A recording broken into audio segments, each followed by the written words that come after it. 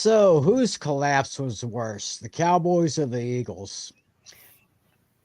Which quarterback, either Josh Allen or Patrick Mahomes, is going to make that next step?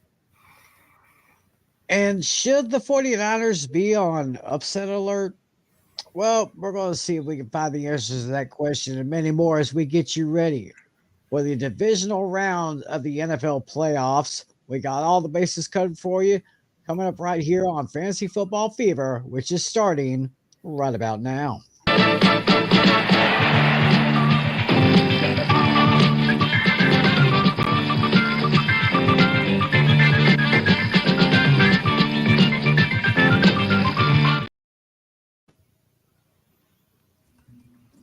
Well, hello everyone. Welcome to another playoff edition of Fantasy Football Fever. It is Friday night, January 19th, 2024. Hope all of you are staying safe and warm out there. It is really cold in much of the south and of course in the northern and northeastern states. And I know where my boys are right now. It's pretty cold up there. It's me, Tim Oh McClellan. yeah. Over there is John Flynn. And Hello. over here is John Natale. How you guys doing? Doing well, doing well. Yes, we are. Yeah, so y'all seen any snow yet? Oh yeah. So we got some snow on Tuesday and we got a little bit today. Yeah, we got a little bit much earlier in the week. I think it was around a Sunday or Monday. Oh, we had to close my workplace down for about 3 days. Mhm. So yeah, so it's never really good to lose any business because of inclement weather, but Yeah. anyway, that's the way how it goes. So Mm-hmm. So, with that being said, however, all of you watching, wherever and whenever you're watching, thanks for making this part of your week once again. It is time for the divisional round of the NFL playoffs for 2023. And, Flynn, we got a lot to talk about. We got a bunch of hot topics right now. First, I want to start off with the obvious thing. It was bad enough that the Cowboys just fell flat in their home game against the Packers, allowing 48 points. And then the Cowboys were coming back, but it was pretty much garbage time because the game was pretty much over at halftime. But the one thing that I don't quite get is the fact that Jerry Jones wants to hold on to Mike McCarthy for at least 1 year. Now granted, Mike McCarthy does have 1 year left on his current contract, but oh, help me out, Flynn. Help me out, bro. So, look. The idea of firing Kellen Moore was to give Mike McCarthy the play call, and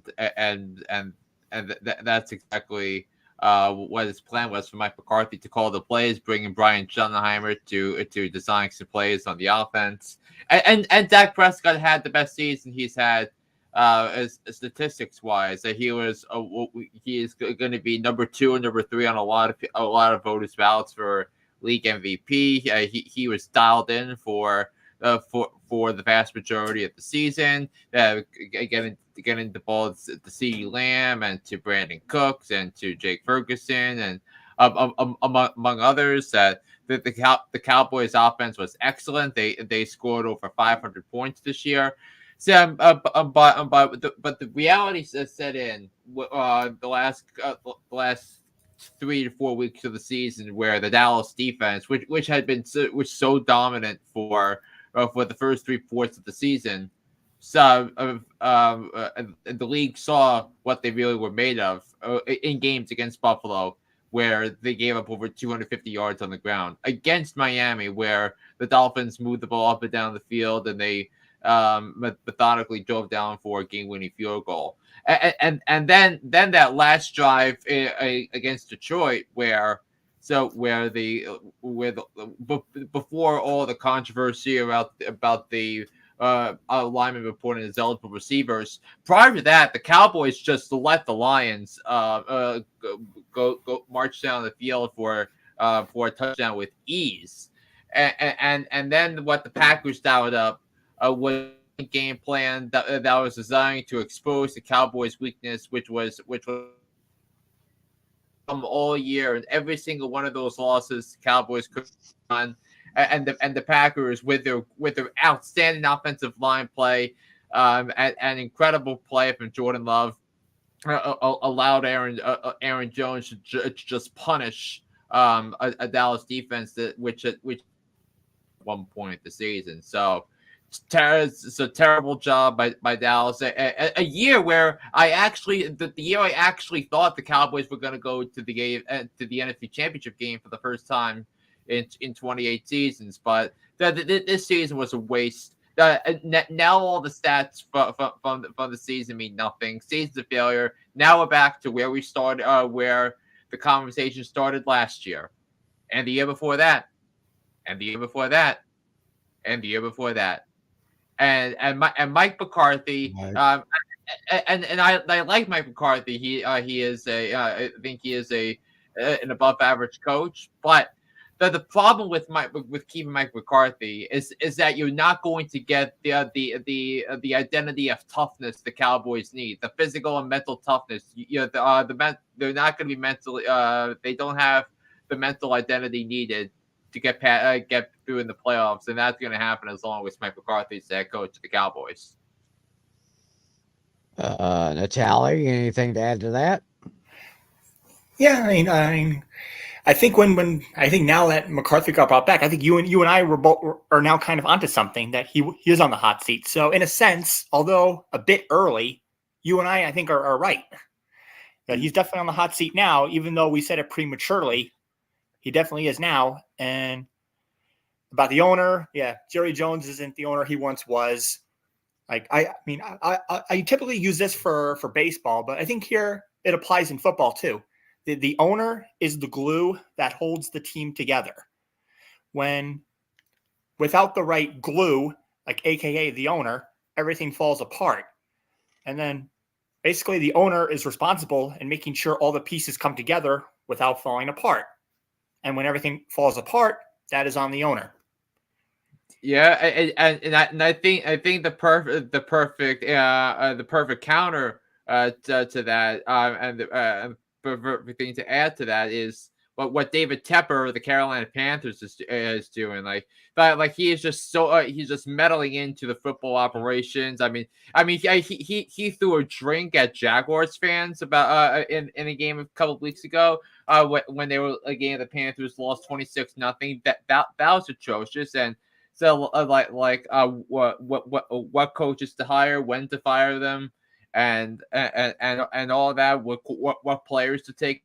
Hey, Bryce Young over C.J. Stroud made absolutely no sense, and C.J. Stroud is going to make David Tepper look like a really silly person for years to come. Mm-hmm. Yeah, I also call Jerry Jones the Hal Steinbrenner of the Yankees. Ever since Hal Steinbrenner took over in 2010, he has not yet gotten the Yankees one World Series ring. So both of these droughts are far too long. It was also a bad day for the Yankees fans and the Lakers fans on Sunday as well. So who root for the Cowboys? Wow, unbelievable. Yeah, I guess. So I guess it was good that Jerry finally allowed Jimmy to get into the Cowboys Ring of Honor. But other than that, I kind of felt Jerry Jones was shamed into doing that, though.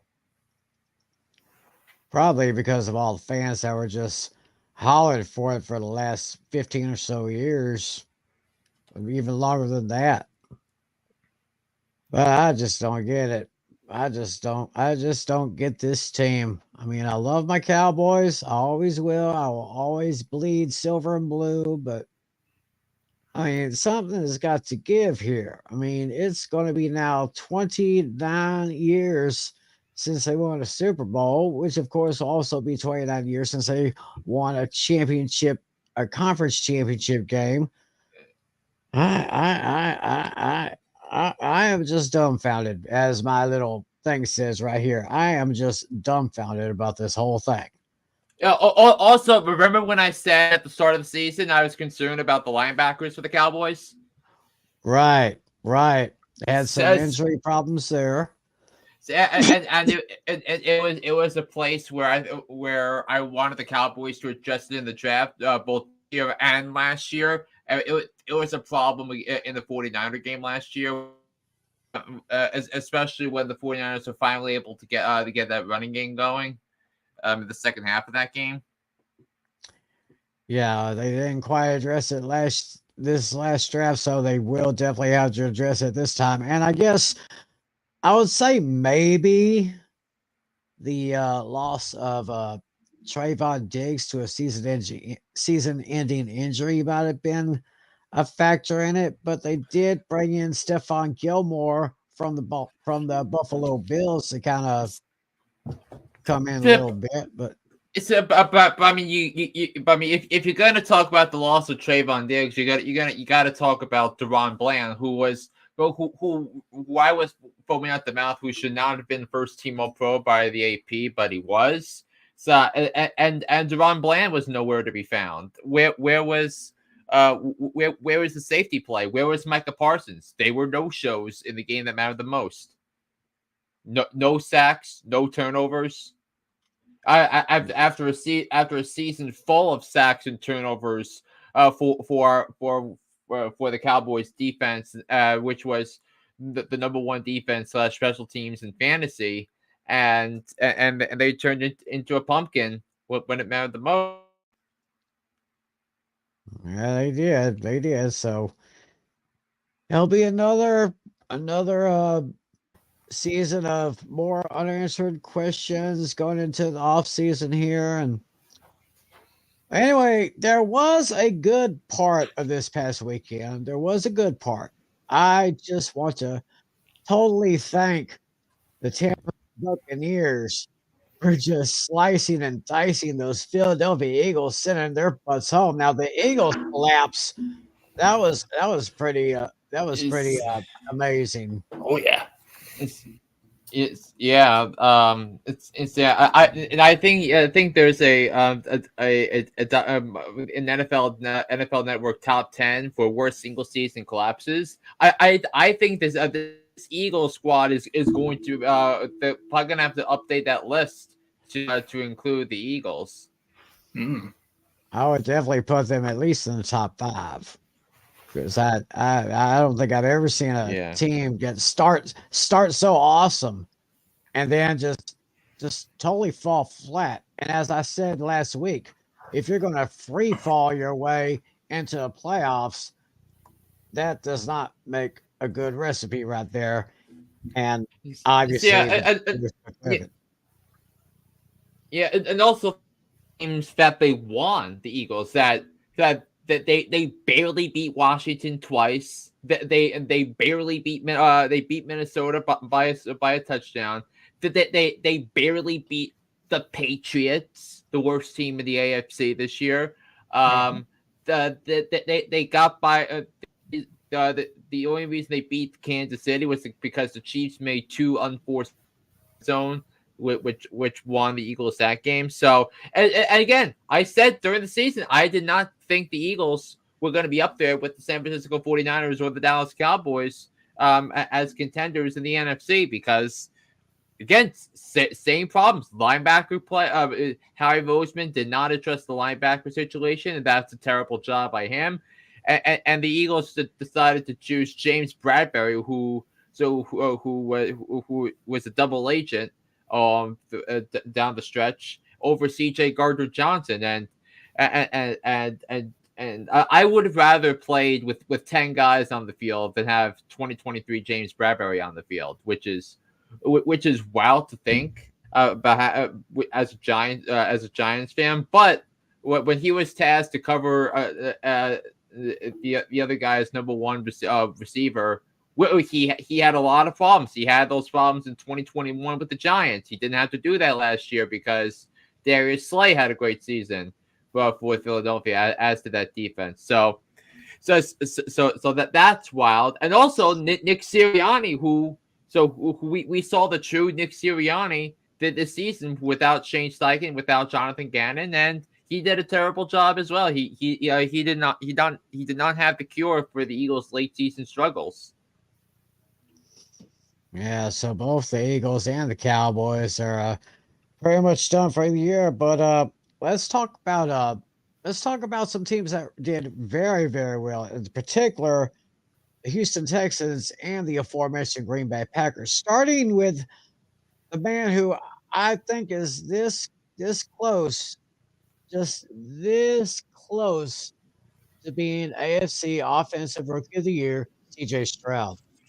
It's I mean they already voted for the NFL Offensive Player of the Year, so Rookie of the Year. So it's probably going to be CJ Stroud, though Puka Nacua has a really big case to make. But Right. but I mean Natale, CJ Stroud, man. I mean that was such a treat to watch for fans of the NFL and fans of the Houston Texans. Yeah, he's easily my lock at the very least for Offensive Rookie of the Year.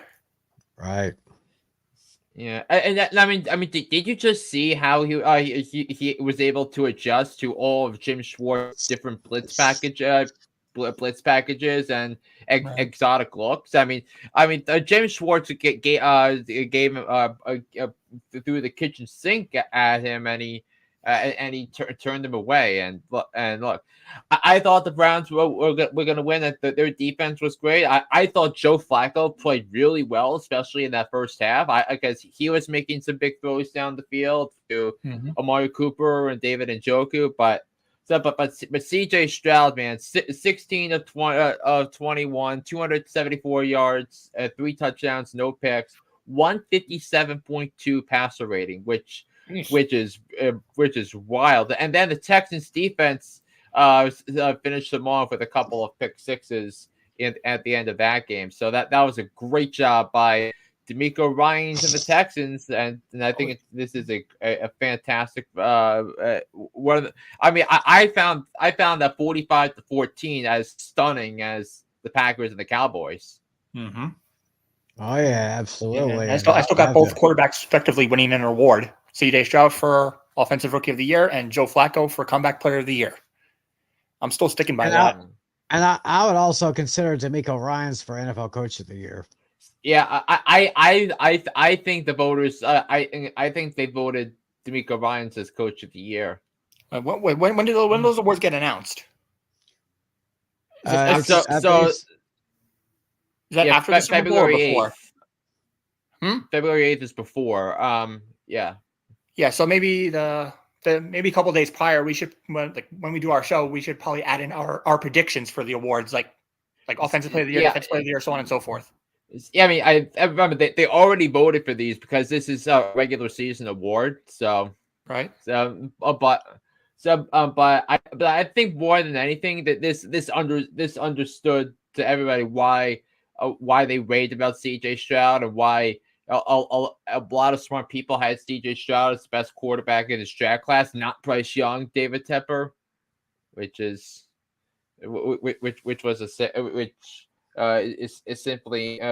simply incredible. Nobody thought the Texans were gonna do this. Right.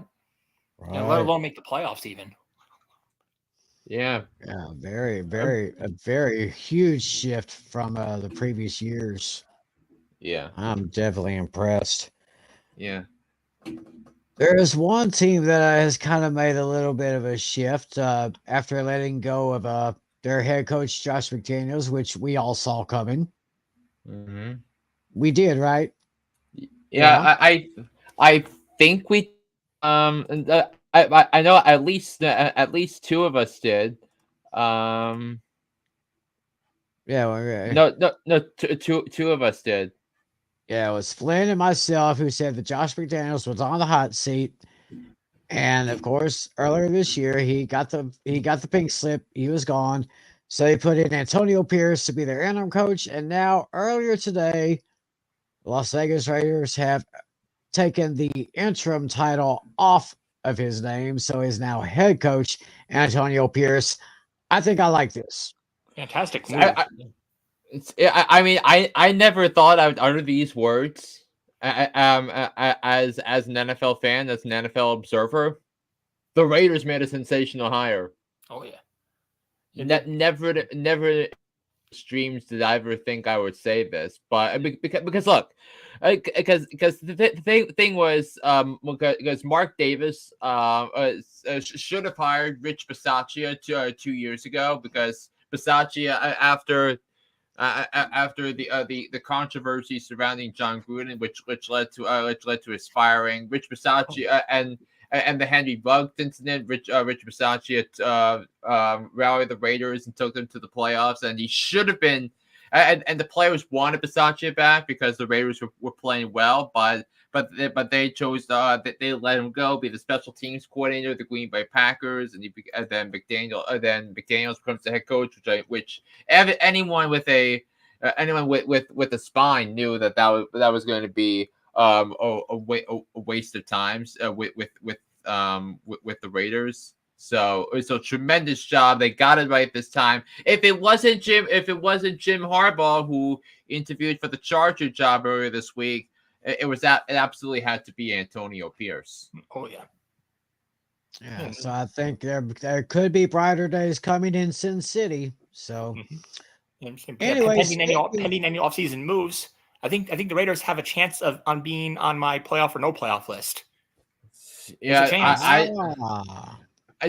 I mean, I could definitely see that. I mean, because again, because the way the AFC is structured, there's always the environment's always right for somebody to swipe in, because everybody's beating each other. That somebody has to lose whenever heavyweights go head to head. Like for example, Bills Chiefs, somebody has to lose that game. Yep.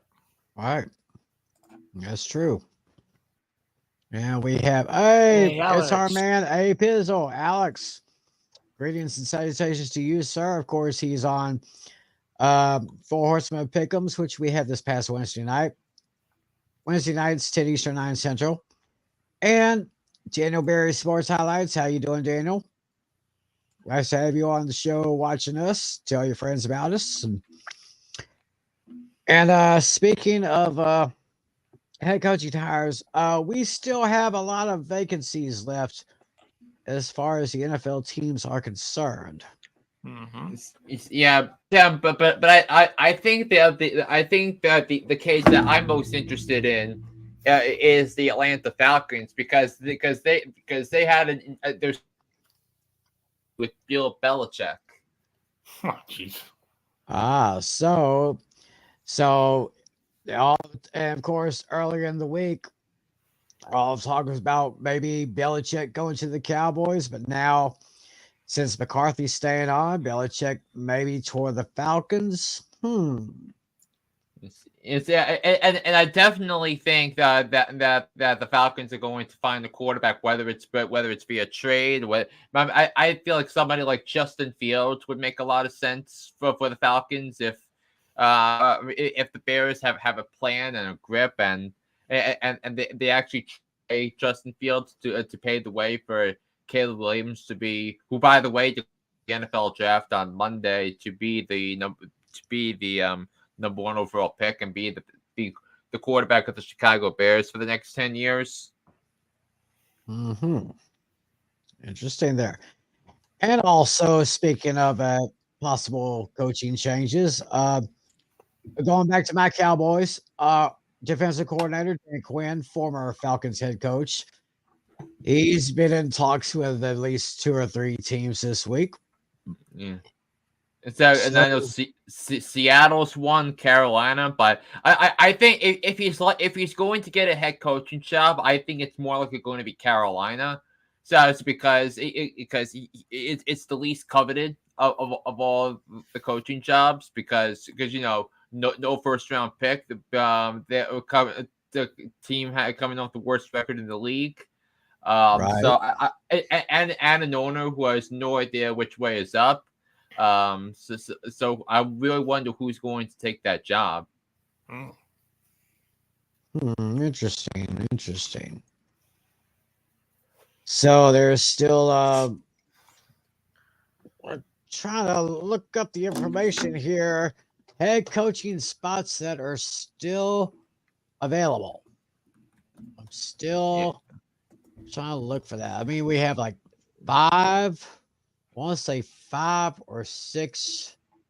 I believe it's 6 because you got Seattle, you got the Chargers, you got Tennessee, you got Washington. I mean Washington. They hired Adam Peters to be their general manager, which I think I think we discussed this briefly, but I think that's a fabulous hire.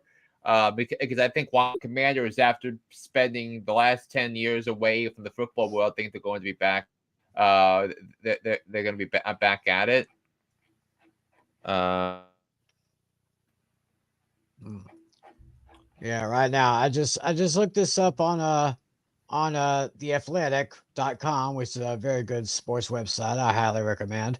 They're still open in Atlanta, Carolina, Las Vegas. Well, we can scratch Las Vegas out right now. So we have the Chargers, then we have Seattle, Tennessee, and Washington. So 1, 2, 3, 4, 5, 6 spots available. The New England Patriots had hired Gerard Mayo and Flynn right before. I think it was maybe about 45 minutes or an hour before we went on the air. I had just finished listening to your latest podcast of Hooked on Sports, which is found anywhere you can find sports podcasts or podcasts in particular. Look for Hooked on Sports with John Flynn. He's got some good stuff. I was listening to it earlier and said some good things about Jared Mayo. So for those who hasn't listened to that yet, maybe you could give a Clips Notes version of your take on Gerard Mayo.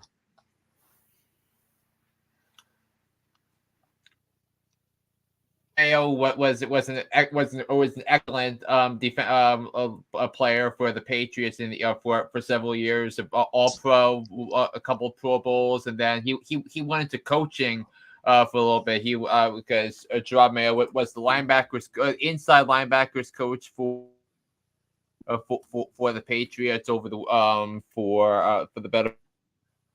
The Patriots linebackers played particularly well. And I think the guy who was best suited for the Patriot way is Gerard Mayo, and I think he's going to be a little different from Belichick, which I think was the key here for this to happen, because you can't have another Belichick.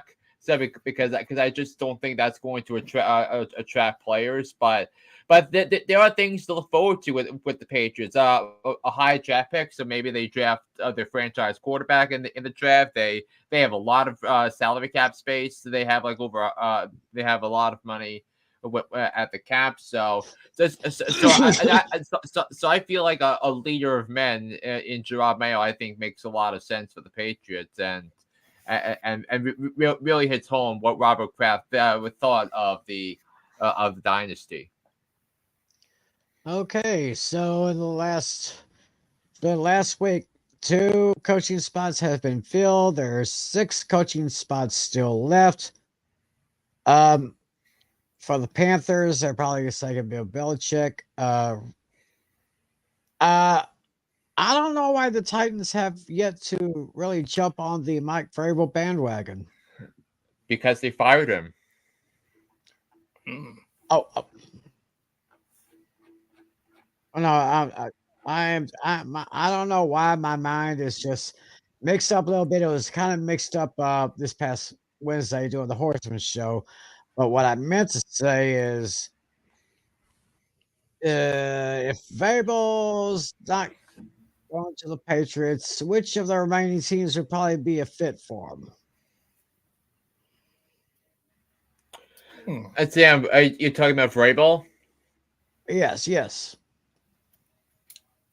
I could see Vrabel making a lot of. I mean, I would have thought if they fired Nick Sirianni, because they have a quarterback, they have because they have a lot of talented pieces, and there are some Eagles defense that have yet to hit their stride. They're rather um. It's but I think you look at that because if you hire Mike Vrabel, I think you're getting an upgrade. Washington after what they had from Ron Rivera, but I do know both Lions assistants, Ben Johnson and Aaron Glenn, are highly talented candidates, and I think both of them will be getting a head coaching job somewhere. So I think that's gonna be big. Oh yeah, I will definitely be keep my eye out for sometime this weekend or during the next week if any more coaching spots will be filled. It'll be very interesting to see who will take those spots here. So uh Yeah. is there any other topics we've yet to cover? I think Yeah, and I just want to cover some of the best performance from the weekend besides CJ Stroud oh yeah. from Wild Card Weekend, and I think are were related to the Rams Lions game, which was my pick for game of the weekend, and game. It was an intense back and forth affair that the Lions and their first playoff win in 32 years. It was terrific. Matthew Stafford, 367 yards passing, 2 touchdowns. How about this? Puka Nacua, 9 catches, 181 yards, and a touchdown. Ooh. Definitely his breakout today. In his first playoff game. Amon-Ra St. Brown had 7 catches for 110 yards. David Montgomery and Jahmyr Gibbs each had a rushing touchdown. Sam Laporta had a receiving touchdown in his debut. It was really noteworthy there. But that was so nice stuff for the city of Detroit and the Lions fans to get that experience. Yeah, I want to congratulate everyone in Detroit right now for having that great win. They got a good game coming up this week. We also got to talk about the man who basically almost single-handedly beat the Cowboys, Aaron Jones. I mean, he just run roughshod over that Cowboys defense. What was it? 120. Let's say 120. So it was a lot of yards. I mean, they were expecting. I mean, the Cowboys defense was expecting a lot of passes, but they just couldn't stop the run, which is basically one of the major problems that the Cowboys did have throughout the whole season. Right. I think it's Flynn. I think Flynn's having some technical problems, but don't worry, he'll come back to us. Yeah. I mean, Aaron Jones. I mean, what can I say? I mean, it was just amazing. Yeah. Really he put that Dallas Cowboy defense to shame. I tell you that. Mm-hmm. So what do we have here? He basically had to carry the team on his back because AJ Dillon was out. Yeah, AJ Dillon had been out, so basically stepped up and just took over, and I guess as I said, the rest was history. So great job for Aaron Jones, and those Packers are now like 6-0 at AT&T Stadium. I mean, you might as well just call it Lambeau South.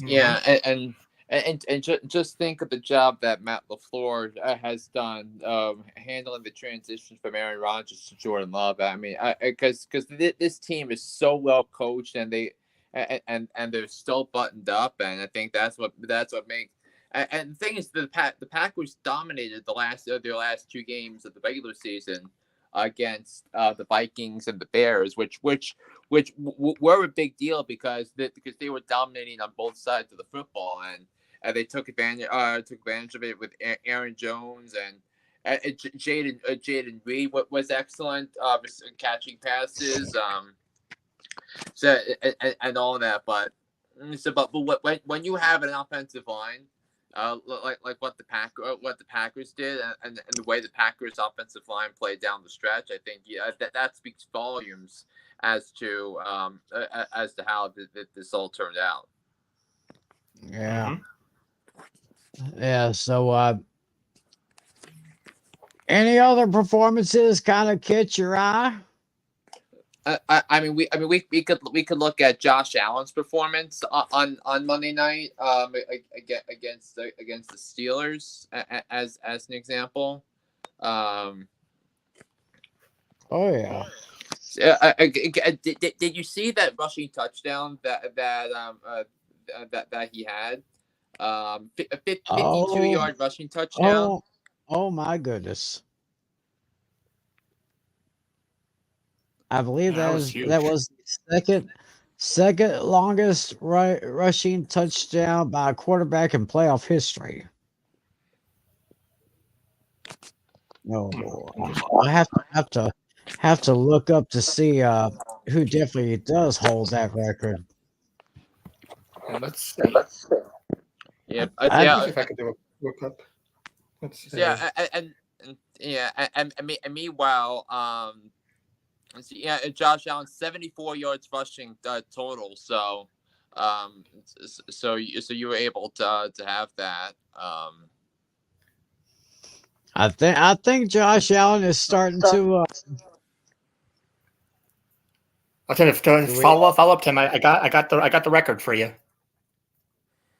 Josh Allen was very close. Only four rushing yards less. Oh, here's a name you would not expect to be the guy, but yet he's the guy. Colin Kaepernick. Kaepernick had that crazy game against Green Bay, and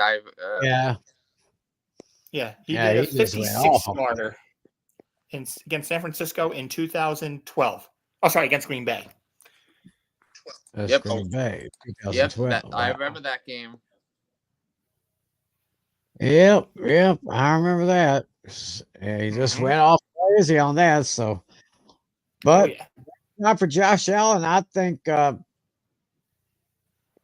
He's like a pretty good dual threat right there. He can throw touchdowns and he can rush for touchdowns. I kept wondering, was he going to score more touchdowns or was he going to commit more turnovers? Because that was a problem for him over the last couple of years. But I think he's very much stepping up where he needs to be now. And hopefully he is going to get those boys prepared for their big game on Sunday against Kansas City. Of course, we'll be talking about that here in a little bit. Anything else stand out? Natale, Flynn, anyone else stand out for you? Let me still pull up the weekly leaders thing. Give me a second though. I'm gonna be back on my laptop soon, so you can put me on there. Oh, okay. All right, there he's back. Yeah, here we go. Yeah.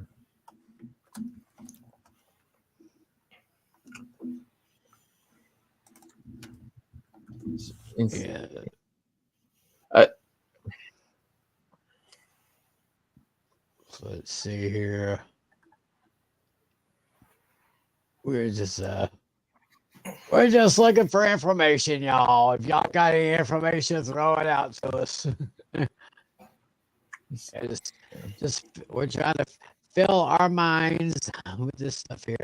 Let's see. Roughly 3.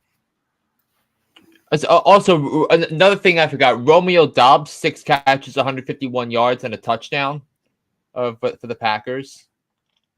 Very, very nice. Very nice. Yeah. Also, the only player that really showed up for the Eagles was Devontae Smith. 8 catches, 148 yards. I mean, everyone else was terrible, but he was excellent. Right. So let's see. So yeah, but Isaiah Pacheco, 24 carries, 89 yards, and a touchdown. Yeah. Around. Let's see. Yeah, Pacheco. Yeah. Rasheed Rice getting a nice 130 yards. Of course, like I said, Rasheed Rice could also be a candidate for AFC Offensive Rookie of the Year. Probably won't get it, but he should be. Uh, yeah. Let's see here. Anybody? Yeah, Devontae Smith, 148 yards. Very, very excellent work on his part there. Yep. So, Rasheed Rice. We talked. Did you just mention Rasheed Rice? oh yes, I did. Yes, I did. Yeah. 130 yards in that big victory over the Dolphins. Yeah, eight catches and a touchdown. And look, Rasheed Rice has been, let's face it, one of the 15 to 20 best receivers in the league over the last 2 months. Probably not just in league, but as far as fantasy sports is concerned, because I think I had him on a couple of my squads. Yeah, I picked him up in my money league, and first round of the playoffs, he was like the only guy that showed up for me. It was week 15 against the Patriots. Yeah. Well, it looks like we're going to have some. I know we are definitely going to, and let's see here. I don't really see any more stuff here, but hey, that was just wild card weekend. We still got a lot more stuff to talk about. I mean, we still got some games coming up, which I think is going to just turn up the volume a lot more. But I see by the little thing up in the corner there is time once again for Tim's Tough Trivia. And I told these guys before we went on the air that this week's question may be easy, maybe not. Yeah. So I just thought of one. I just came up with one myself at the last minute. I just did a quick research. Yeah, I have one as well. So what Tim, why don't we start with your question? Okay, here we go. All right, guys. As we all know, Mike Tomlin has just finished his 17th straight season with a winning record. And he is, of course, he has decided to coming back for his 18th season next year. Mike Tomlin's got 17 straight winning seasons as a head coach. There are 2 head coaches who have longer winning streaks than Tomlin. Okay. And I'm not gonna make this easy for you. I need you both to name both of those head coaches. I have an idea. The 2 head coaches that have had longer consecutive winning seasons than Tomlin. Okay. I think I got a couple names. Yeah, I'll wait. I have a couple as well. So let's go to Natale. Okay. I mean this one. I don't think Tim's gonna like this one too much. But I'm not sure if he's aware of the history or not. But he might. With the Dallas Cowboys, with their most recent loss, that gives them now 31 playoff losses. They're now tied with a specific team. Which team is that? So you simply have a 1-31 shot of getting it right. I think I got the answer to this one. Yeah, I think I think I have an idea on where this is gonna go. Okay. So now for mine. So CJ Stroud and Jordan Love have each had a passer rating of 157.2, which is tied for the third highest in NFL history. So in a single game. So can you name me the two quarterbacks that have had a higher passer rating in a playoff game than those two? It's two of them. Okay. I think I got one. I'll have to really think about the other. Yeah, It I have probably a couple to names be in a mind. I have to be a most recent one.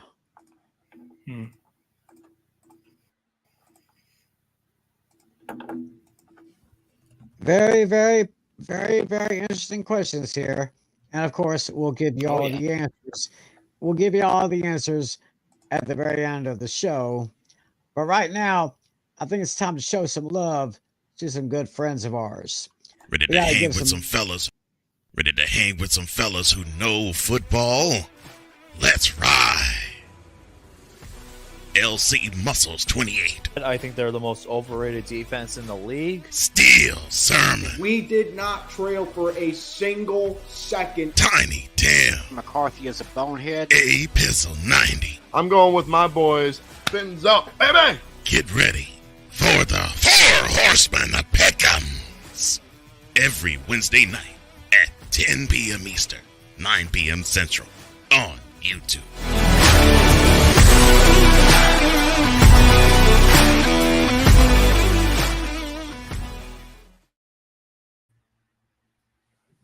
Yeah, for some of y'all might or might not know, we had a special Thursday edition last night. Next week, be an open forum. We'll make our picks for our championship rounds and bring some people in. So check it out Wednesday night, Four Horsemen Pick'em, Station 9 Central on the A Pizzle 90 channel. So now, let us get to the real meat of our show right now, where we are making our divisional round playoff picks starting in Baltimore. Natale, I think he may have to go to his mobile, but he'll be back on this one. It's the Baltimore Ravens against the Houston Texans, the first game on the schedule, which is tomorrow, Saturday. 4:30, 3:30 Central. The game is going to be on ESPN. And the Ravens are 9.5-point favorites at home. So, Natale, go ahead and kick this off.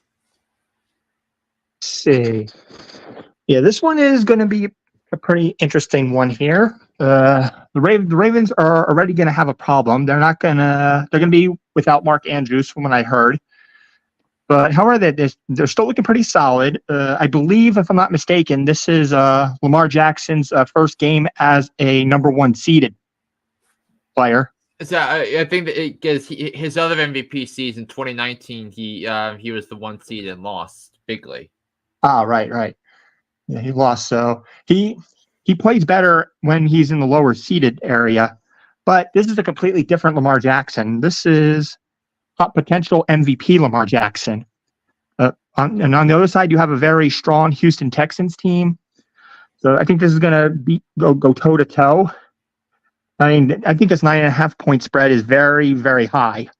This is going to be a one-score affair here, but I think Lamar Jackson is going to get that win he needs. CJ Stroud and company, they're going to keep it close, but I'm going to go with the better team right now. Maybe they're better, but not by much. I'm going to take the Ravens to win this one, and I'm going to go 27-24.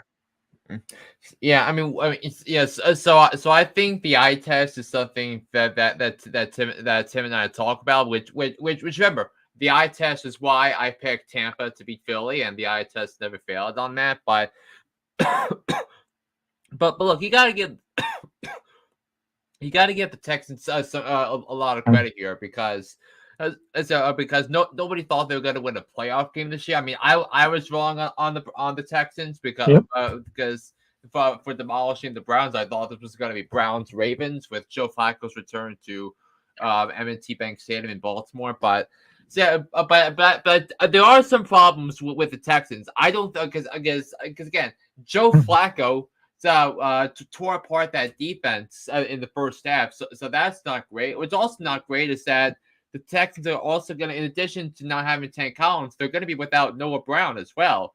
And I just found something. I found something interesting about this Ravens team because the Ravens has scored 28.4 points per game this year. They had the number one rushing offense. They have the number one scoring defense. And the only two teams in NFL history that have had the best rushing offense, the best scoring defense, and scored at least 25 points per game. There are two other teams: the 85 Bears and the 72 Dolphins.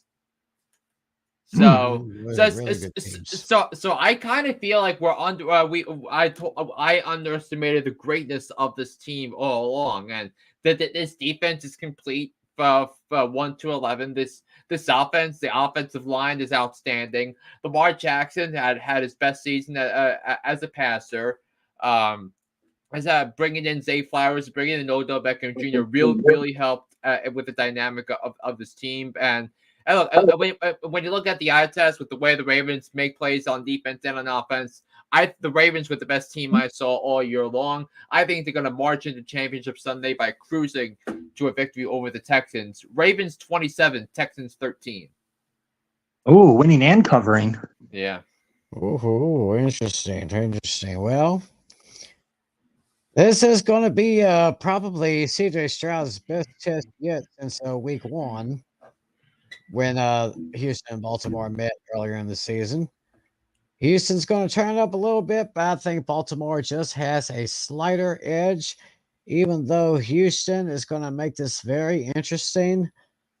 I am actually this. If I had to pick a point spread game of the week, it would be this one right here. I'm taking the Baltimore Ravens with a late field goal from Justin Tucker to take this one and advance to the AFC Championship game. I'm taking Baltimore. I'm taking 33-30, Baltimore with the win, but the Texans with the points. So I think this is going to be a very good matchup right here. Another great matchup will be coming Saturday night, 8:15 Eastern, 7:15 Central on Fox. It is the Green Bay Packers against the San Francisco 49ers, which will be at Levi's Stadium. And the 49ers are picked by 9.5 in this one. So, Flynn, this sounds like a very tasty matchup right here. Yeah, I'm gonna pick San Francisco to win. Now make sure that we give credit to the Packers, because the Packers have a lot of things going for them with the way they played offensively. I think the way they're going to attack, I think they're going to try to find ways to run the football with Aaron Jones behind that offensive line, which I think is excellent. But I think when push comes to shove, that the 49ers are well coached. Their defense is outstanding. They're going to key in on stopping the run because that's how they know that's how they're going to get Jordan Love out of rhythm when everyone knows that he's going to throw. And we saw what Minnesota did earlier this year. We saw what the Raiders did earlier this year when they beat the Packers. So I put all things to their credit on all of those, but I think San Francisco is the team I had representing the NFC in the Super Bowl. I think it's going to take a classic, and I think it's going to be an entertaining game on Fox between two historic playoff rivals that they've met so many times in the playoffs before. I'm going to take the 49ers to win 31-27 in a classic over Green Bay. Oh, okay. Yep, I'm winning and Green Bay covering. Yep. Interesting. So what you say, Natale? Yeah, coming into this one, if let's see, had the 49ers not had their bye, I honestly would have been tempted to pick Green Bay. But San Francisco is clearly more rested right now. They have all their healthy weapons. On the other side of Green Bay, A.J. Dillon might not be healthy enough yet. It's definitely going to be a close one. I think this 9.5 is too high. I think Green Bay is going to approach the same way, basically, that they approached Dallas, but it's going to be a much tougher defense. But Green Bay is going to put up points, and they're going to make it close, but San Francisco is the better team right now. It's going to be a slugfest. I have San Francisco winning this one by a score of 33-30. Other great there, right there. Just looking at some notable injuries in this game. Jair Alexander, who did very well in that game against Dallas, he's questionable, but he should be okay. Isaiah McDuffie, the linebacker, should be okay. AJ Dillon has had some problems over on the 49ers side. Not really some big names to mention there, but 49ers should be okay. This is going to be another slugfest. But in the end, I was almost tempted to pick Green Bay because of how they really dominated the Cowboys. I was almost tempted to take Green Bay, but usually the teams that most rested is the one that's usually really going to come out pretty good. I got this as another cover game here. I got San Francisco winning this one 36-31. So I'm taking the Niners with the win, but I'm taking the Green Bay with points. We all feel the same exact way about covering the spread here. Winning and covering there. So that's the doubleheader for Saturday. We now go to the doubleheader for Sunday, starting at 1 Eastern, 3 Eastern, 2 Central on NBC. We have the Tampa Bay Buccaneers heading to Ford Field to take on the Detroit Lions, where the Lions are picked by 6.5. And this doesn't really have any it doesn't really have any sizzle, but it has a lot of substance. I will say that. So Flynn, what do you think of this one? Yeah, I think this is gonna be the most underrated of all the matchups. Because these were two teams that won their divisions, and rightfully so, with Detroit and Tampa, and the way they both teams were able to do it was win in the trenches, especially the Lions, especially with the offensive line protecting Jared Goff, and then with the Bucs getting after the quarterback, applying pressure. We saw what they did to Jalen Hurts on Monday night. And the Bucs offensive line has been really good protecting Baker Mayfield, but I think what Todd Bowles is going to do, I think he's going to try to put as much pressure on Jared Goff as he can, because Jared Goff under pressure is not particularly a strong quarterback. Because the Rams did enough to slow him down and that offense down to give him a chance to win. It would have been nice for the Rams to convert in the red zone. The Lions were 3 for 3 in the red zone. I don't know if that's going to happen a second consecutive week. So I'm going to pick the Lions to win because I think that they have matchups in their favor. Both quarterbacks have matchups in their favor when it comes to their wide receivers, with Mike Evans, Chris Godwin going up against the Lions secondary, and the same thing with Amon-Ra St. Brown, Josh Reynolds, Sam Laporta against Tampa's secondary. But I think the Lions are going to find a way to win. I think it's going to be a matter of who gets the ball last, and I think it's going to be Jared Goff and the Detroit Lions that drive down the field for a game-winning field goal. Lions 30, Bucs 27. Nice, Natale. Oh yeah, this one is going to be very interesting. I still don't know how the Bucs. I have no idea how the Bucs made it, but I'm giving them credit where credit is due. I had them in last place when the season started. They definitely proved me wrong. I'll give them credit for that. I think the Lions, they look a lot more hungry. Yeah, they're coming off of their first playoff win in, I think, was it 32 years, something like that? 32 years. 32 years. Yeah. So yeah, definitely got to give them a lot of credit for that. And yeah, that 0-16 history now is a thing of the past. I'm sure they're over that now. That more than makes up for it. This team is very hungry. Bucs are going to make it close, but in the end, I'm going to give this one to the Lions. But I do have the Bucs covering as well. My score is all just about the same. I'm going to say 31-27. Oh, interesting, interesting. And I am going to make it unanimous and say the Lions will win this one. Tampa Bay, they just totally shellacked those Eagles, which I was so happy about. Now they got to go to Detroit to face a very tough team that has been very tough for this whole season and for the better part of the previous season. And Dan Campbell is he's going to get so fired up about this one here. I'm actually taking Detroit 30-24. Not really. This is not really a point spread game. I'm going with Detroit outright. Detroit will win only. It'll win. It'll be the last time. I just looked this up.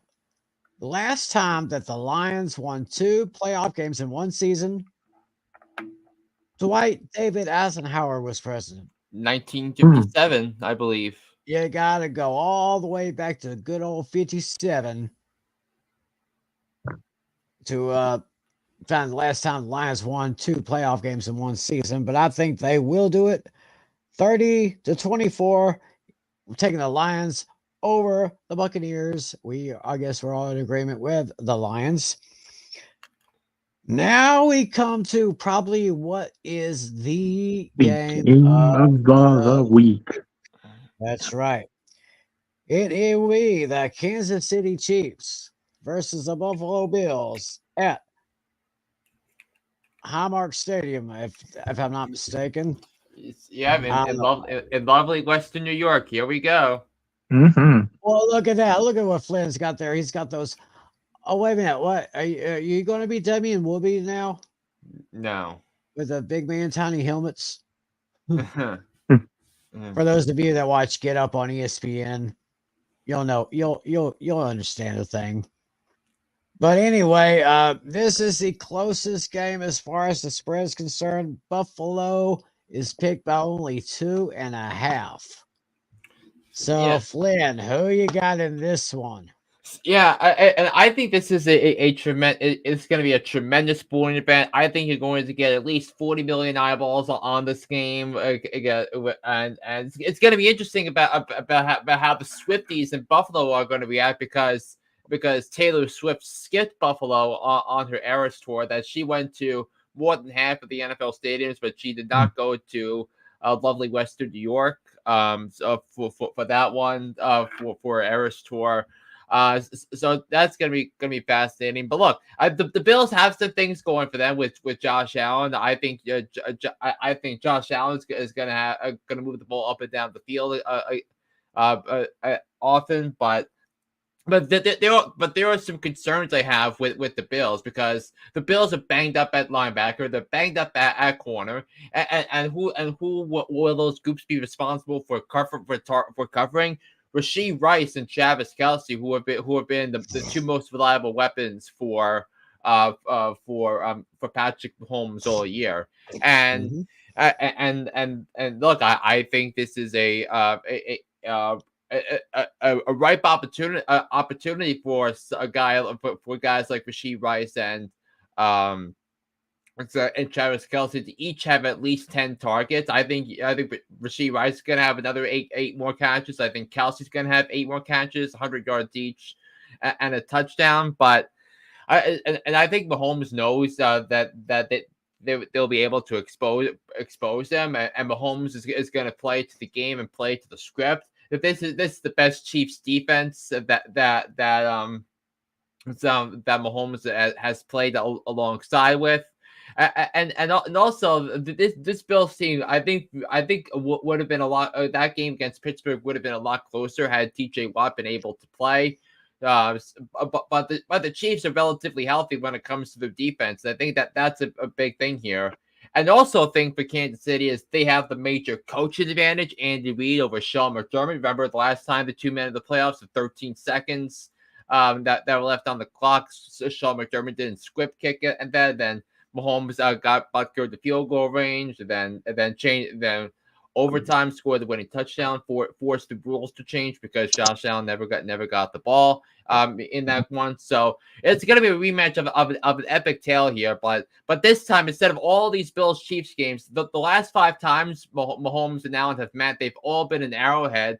But this time, it's going to be Buffalo. Mm-hmm. But I don't care.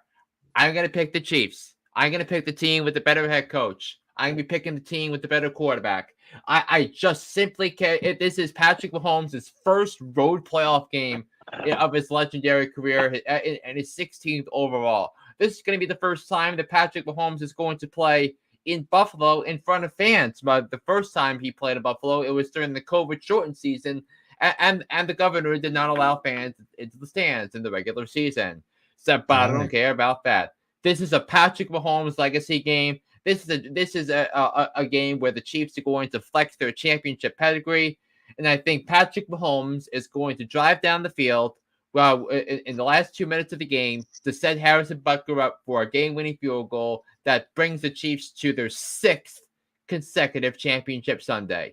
Chiefs 26, Bills 23. Wow. After you giving that soliloquy, which was probably one of your best ever, I thought you would finish it with this. Hallelujah! Holy shit! Where's the Tylenol?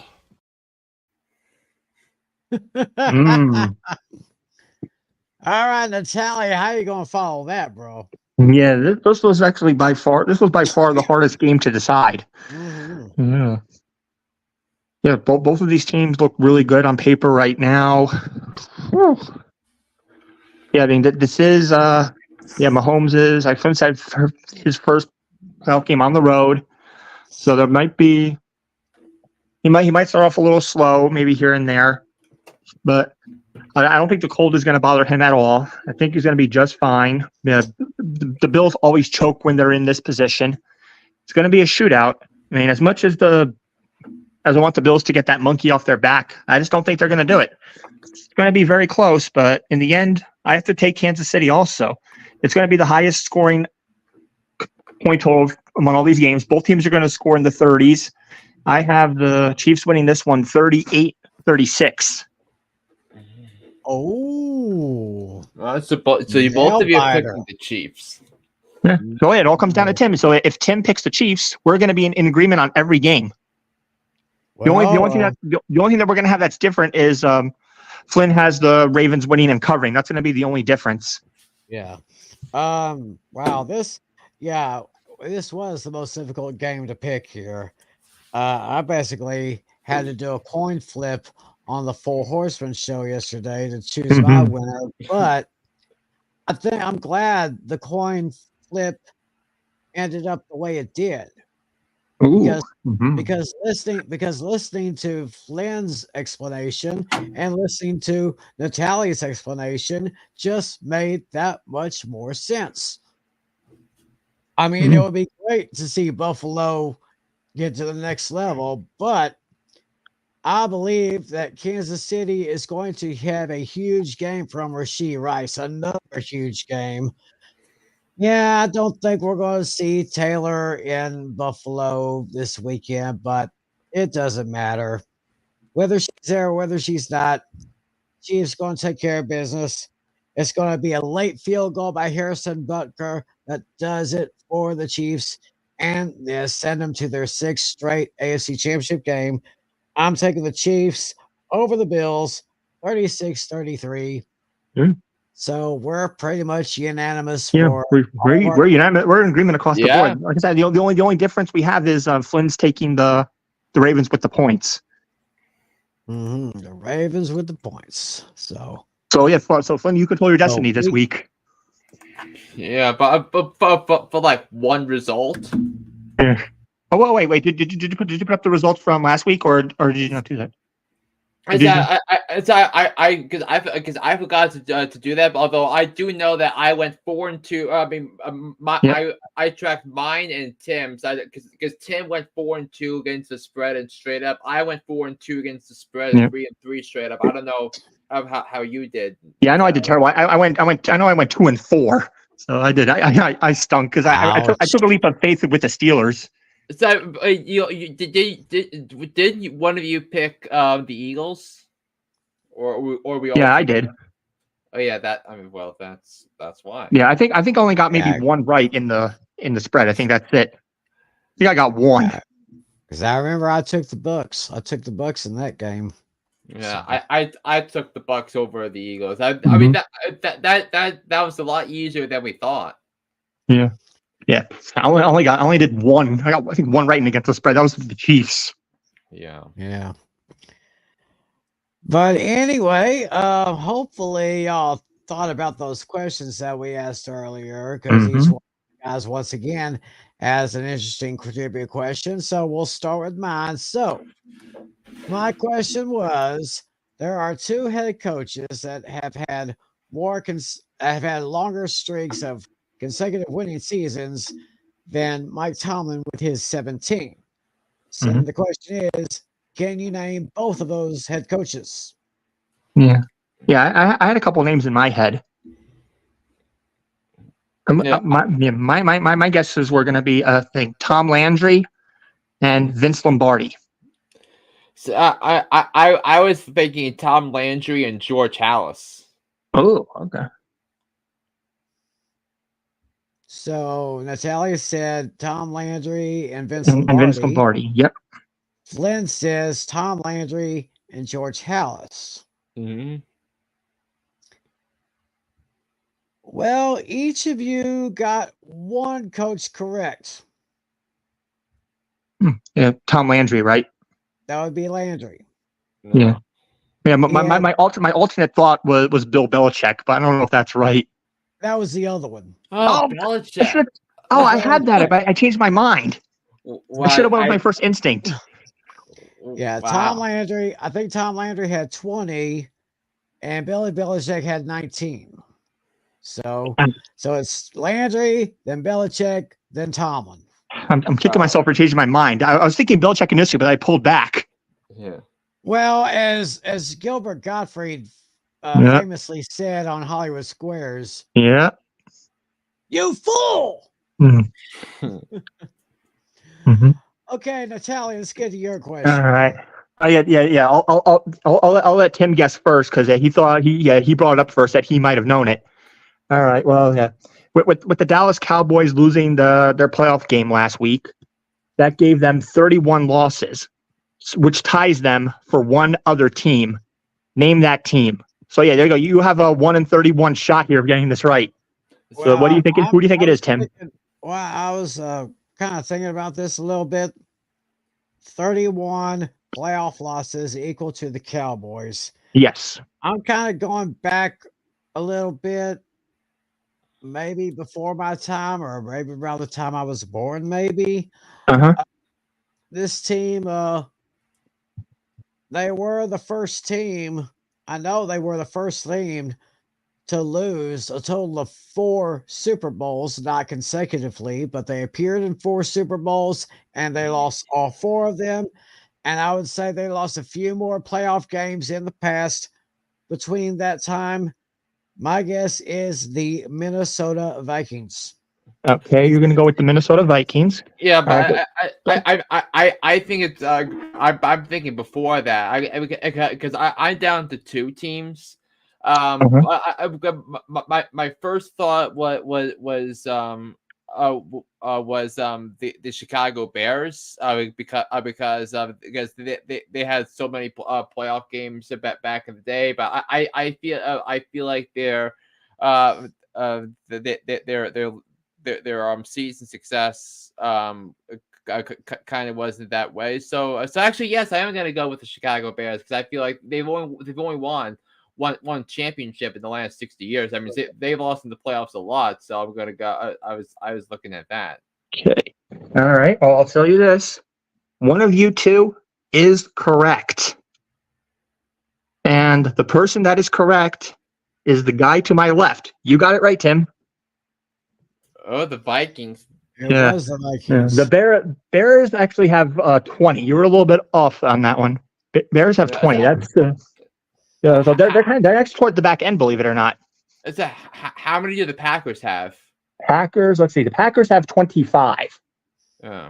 Let's see. Tied for second is the Steelers and the Rams. Steelers and Rams each have 28 playoff losses. Followed by, then there's another tie here. The Eagles and the Giants each have 26. The lowest, that's a small sample size, but it doesn't really count. But the Texans have the least, but that doesn't really count. Right. As far as relevant teams, the lowest is the Ravens, 12. Ravens haven't been around that long, but they've been around long enough. And we'll see. Then the second lowest tied, the Lions and the Jets are 13. Saints also 13. Let's see. We got 14 from the Falcons. Then it's 16 with the Bengals. 19 has the Chargers, the Broncos, and the Seahawks. 20 is Bears, Washington, Bills, and Raiders. Then we got the Chiefs at 21. Browns and Patriots each have 22. Let's see. 49ers, Titans, and Dolphins each have 23. And then we got the Packers and Colts each with 25. Giants and Eagles each with 26.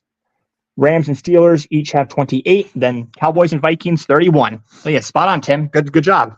Wow. Because I knew, that'd be one of those older teams that had been around, and I knew they lost all those Super Bowls back in the 70s. So. Yeah. Right when I heard you say Super Bowl losses, I thought you were going to say the Bills for a second. No. Yeah. So now, Lynn's question. Okay, so I asked you so with C.J. Stroud and Jordan Love's performance over the weekend, they each had a passer rating of 157.2, ranking tied for the third highest passer rating in a single game in a single playoff game in NFL playoff history, with a minimum of 20 pass attempts. So can you give me the other two, the top two? Yeah. No particular order. Yeah. I have a couple players in mind. Go ahead, Tim. You go first. I had one in mind. I still have. I'll think of another one. I'm going to take a guess and say higher quarterback percentage. I know one of my answers is Brock Purdy. And I'm going to say the other one is Nick Foles. All right, Natale. Oh wow! I'm going in a completely different direction. I'm thinking of players that are retired. I'm going with Peyton Manning and Tom Brady. So Natale is going with Peyton Manning and Tom Brady, while Tim is going with Brock Purdy and Nick Foles. Okay, so one of you got one of them correct. And the only correct answer that's been given so far has been that of Peyton Manning. Oh, all right, I got one. I'll take it. Yeah, so that was in 2003 wild card round against the Broncos, which the Colts won easily, and that was on their way to they lost to the Patriots in the AFC Championship game in 2003. But thanks to the Patriots' #1 defense. The other happened 2 years ago. It was Josh Allen for the Buffalo Bills against the wild card round against the Patriots. The Bills won 47-17. Josh Allen threw for over 300 yards and 5 touchdowns. Wow. So, I guess for that reason, I will have to give myself this here. I award you no points, and may God have mercy on your soul. But those are good questions. I will say that. Very, very, very challenging questions indeed. And I guess with that, we can put this thing to rest here for another edition of Fantasy Football Fever. This is going to be probably one of the best divisional round weekends in recent memory. I hope someday we'll replicate what we got 2 years ago, where all the games were decided by game-winning field goals or in overtime. Mm-hmm. Oh yeah, that was crazy. That was enough to drive people insane there. Yeah. But anyway, that's going to do it. As I said, I just got finished listening to Hooked on Sports earlier with John Flynn. His latest episode is available right now. So go to whatever podcast sites you go to, look up Hooked on Sports, and his latest episode is available right now. So, we got any final words, gentlemen? Yeah, I mean, I was gonna say these definitely have some very enjoyable games this week. A lot of games we never expected would happen, especially the Lions and the Bucks. Right. You imagine that Packers playing? Wow, these teams you least expect made it. Yeah. It's your NFC divisional round quarterbacks are Baker Mayfield, Jared Goff, Jordan Love, and Brock Purdy. Mm-hmm. Meanwhile, on the other side, you got C.J. Stroud, Josh Allen, Patrick Mahomes, and Lamar Jackson. Oh yeah, it's the new generation of all stars here. Mm-hmm. It seems like it. So it is going to be a clash of titans for sure. Hope everybody watches the games. Hopefully everybody is staying warm out there. Hopefully everybody checks out Hooked on Sports, and hope you'll check out the Four Horsemen of Pick'em Wednesday night on the A Pills on 90 channel. Always great to see my buddy here checking in on us, and hope you'll see us one week from tonight when we'll preview the AFC and NFC championship games. It is going to be something else. Oh yeah. So until next week, for my friends, John Natale, for Mr. John Flynn, my name is Tim McClellan. Thanks for joining us, everyone. Have a great weekend. Enjoy the games. God bless you all. And as always, be a good sport. See ya.